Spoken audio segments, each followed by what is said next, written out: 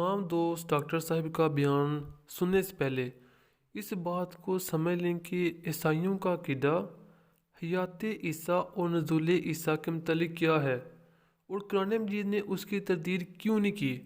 तो सबसे पहले ईसाइयों का ये वाज़ेह अक़ीदा है कि हज़रत ईसा अलैहिस्सलाम दोबारा से आएंगे, जैसा कि ईसाइयत की इंजील से मुख्तलिफ वालाजात आप देख सकते हैं। ताकि मुरक्कस आयत नंबर 1920 बाब 16, खुदावंद यसू उनसे कलाम करने के बाद आसमान पर उठाया गया। और इसी तरह इंजील की मुरक्कस इसमें एक और जगह लिखा है कि और उस वक्त लोग इब्ने आदम को बड़ी कुदरत और जलाल के साथ बादलों से आते देखेंगे। और इसी तरह इंजील मुता इसका बाब 24 इसकी आयत नंबर 3। और जब वो ज़ैतून के पहाड़ पर बैठा था, उसके शागिर्दों ने अलग उसके पास आकर हमको बता कि ये बातें कब होंगी और तेरे आने और दुनिया के आखिर होने का क्या निशान होगा।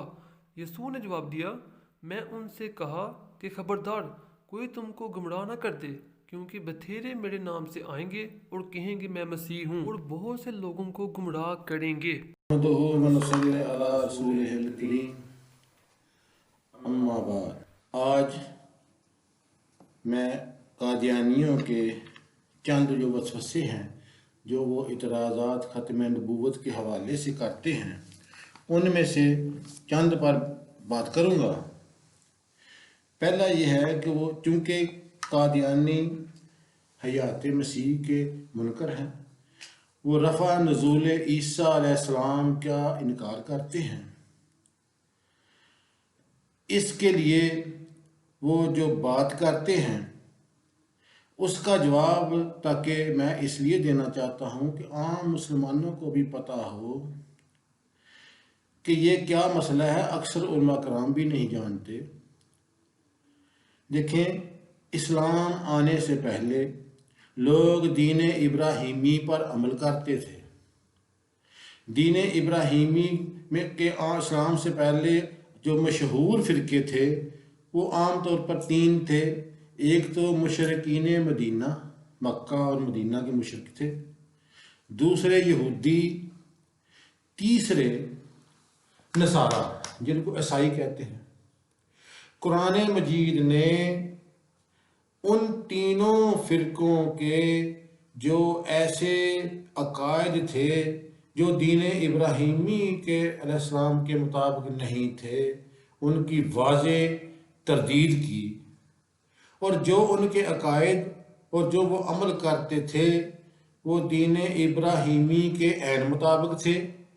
उनकी कुरान मजीद ने ना सिर्फ तस्दीक की बल्कि उनको बयान किया और उम्मत में जारी फरमाया। इसी रोशनी में आज हम देखेंगे कि रफ़ा नज़ूल मसीह का जो अक़ीदा था है, उसके बारे में मसलन कि आया ईसाइयों का ये अक़ीदा था तो ये क्या वो सच्चा था या झूठा था। बुनियाद हम कुरान मजीद को बनाएंगे। देखें, सबसे पहले मुशरिकीन मक्का आते हैं। मुशरिकीन मक्का, उनका ये एक अक़ीदा था कि वो बुत परस्ती करते थे, वो शिरक व बिदअत में पड़े हुए थे। कुरान मजीद ने वाज़ेह तौर पर उसकी तरदीद की। मुशरिकीन मक्का लड़कियों को जिंदा दरगोर कर देते थे। कुरान मजीद ने इसको हराम करार दिया, उसकी तरदीद की। मुशरिकीन मक्का खाना काबा का तवाफ़ करते थे। कुरान मजीद ने, क्योंकि ये उनका अमल अच्छा था, ना सिर्फ इसको बाकी रखा बल्कि इसको बयान किया क़यामत तक मुसलमान खाना काबा का तवाफ़ करेंगे, इसकी तरदीद नहीं की। एक रस्म, एक बिदअत मुशरिकीन मक्का ने तवाफ़ काबा में शुरू कर दी कि वो नंगे तवाफ़ काबा करते थे। कुरान मजीद ने इसके, चूँकि ये गलत बात थी, इसकी तरदीद कर दी, भी फरमाया। अब बात आ गई यहूदियों की। यहूदियों का एक अक़ीदा था कि वो उज़ैर अलैहिस्सलाम को इब्नुल्लाह, अल्लाह का बेटा कहते थे।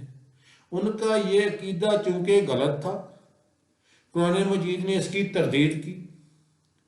یہودیوں کا عقیدہ تھا کہ عیسیٰ بن مریم کو ہم نے قتل کر دیا۔ ان کا یہ عقیدہ چونکہ غلط تھا، قرآن مجید میں وما قتلوا وما صلبوا سے اس کی تردید کر دی۔ یہودیوں کا عقیدہ تھا کہ عیسیٰ کی ماں مریم علیہ السلام کو وہ پاک دامن نہیں سمجھتے تھے۔ قرآن مجید نے عیسیٰ کی والدہ مریم کا پاک دامنی کو بیان بھی کیا اور بتایا کہ وہ پاک دامن تھی۔ اب بات آ گئی عیسائیت کی۔ عیسائیت کا عقیدہ تھا کہ جو عیسیٰ علیہ السلام ہیں وہ اللہ کے بیٹے ہیں۔ قرآن مجید نے تردید کی۔ عیسائیت کا عقیدہ یہ تھا کہ جو عیسیٰ علیہ السلام ہیں وہ پھانسی پہ چڑھ گئے ہیں، ہمارے لیے انہوں نے مثلا کہ وہ قربانی دے گئے ہیں، وہ پھانسی پہ چڑھ گئے ہیں، اب ہم جنت میں جائیں گے، ہمارا کفارہ ادا کر گئے ہیں۔ کیونکہ ان کا یہ عقیدہ غلط تھا، قرآن مجید نے اس کی تردید کی۔